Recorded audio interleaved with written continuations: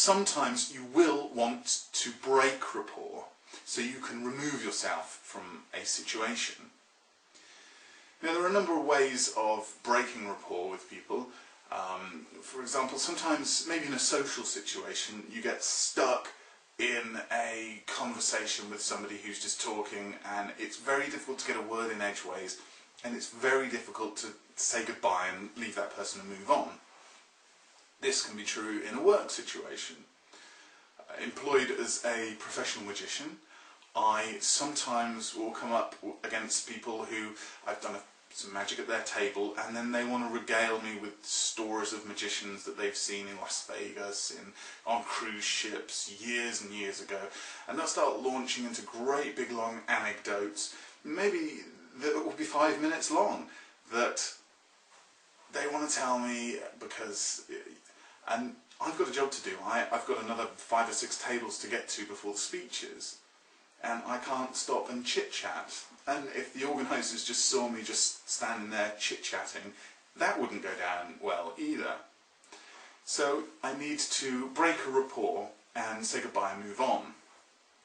Now, subtly, we can break rapport with people in a gentle way by becoming incongruent with our body language and our words, or indeed the things that they say.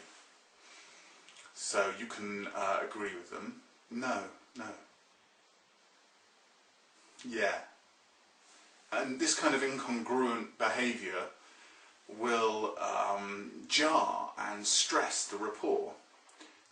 So we've got the small package, and then there's the platinum package, and then there's the diamond package, the most expensive one. Again, this kind of incongruent, the biggest one is the smallest. If you do get the opportunity to talk, incongruent with your communication and your body language will again stress the rapport.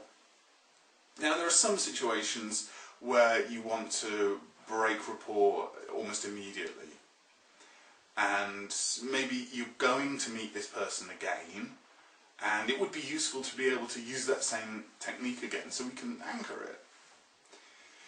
So if, for example, you're chatting with somebody and all of a sudden you pull a kind of slightly surprised, sort of almost confused, scared kind of, oh, look, as you look at their shoulder, oh gosh, then they're going to stop and they're going to look at your shoulder, and I thought I saw a spider on your shoulder. Really? Yeah.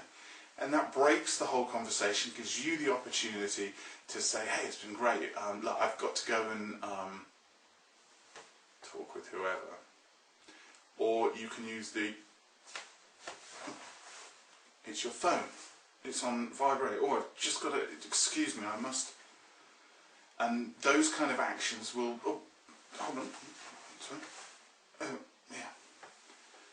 And they will break the rapport for a second. It's an interrupt of the pattern there. It gives you the opportunity to do something, say something, move on. So with the spider on your shoulder thing, where you look at their shoulder, all you have to do the next time you meet them is kind of look at their shoulder and they'll be, what? And it will stall and stop the conversation again.